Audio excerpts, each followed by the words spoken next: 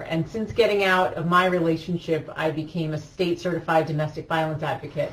So I've been putting this knowledge to good use, and especially in today's topic, which is called actually it's a follow-up from our live workshop called A Solid Plan, What You Need to Know to Protect Yourself and Your Kids. And that essentially came from a question that one of our members had from our Been There, Got Out community. She said, so we've been doing these lifeboat courses, and the first one was common manipulation tactics. Mm-hmm. The second was how to stop repeating the cycle. And the third was how to regain your confidence. So we love getting feedback. And she said, this has been really helpful, but I need a solid plan to get out. And I thought, perfect.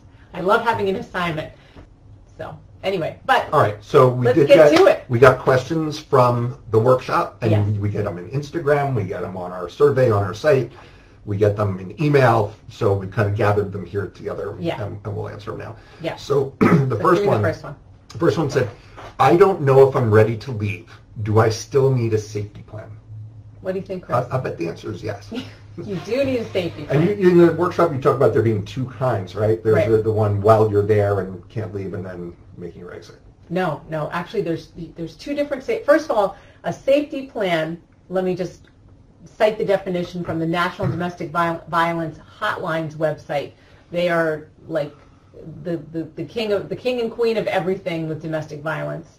But anyway, so a safety plan is essentially a personalized, practical plan that includes not only ways to remain safe while you're in the relationship, but also helps you plan to leave and after you leave.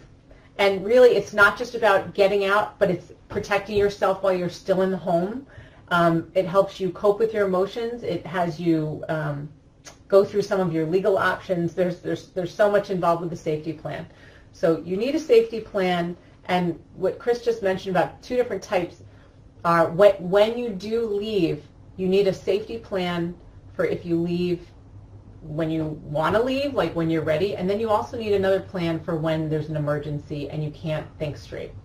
So those are the two, I think, that you were thinking about. Yeah, well, I was thinking of it more in the context of even if you can't go right now. Because we got another question that we'll tie back to that. Right. But you can't go right now. There are still things, you're not stuck. I mean, you're stuck in the relationship, but you're not stuck and unable to do anything. Right. You can do safety planning. Right. Before you're even ready, before you've even decided to go. Right. Maybe you haven't even decided to end the relationship. Yeah. But it's just good to have it in the back of your head, because the other thing you have to think about is during a crisis, your adrenaline is pumping, and to just run out of the house, like you're not thinking straight, and you're going to forget a lot of things that will affect you and if you have children, your children, and your legal situation for years and possibly the rest of your life. So it is very, very important that you, whatever stage you're at now, that you really start considering your options in terms of safety planning.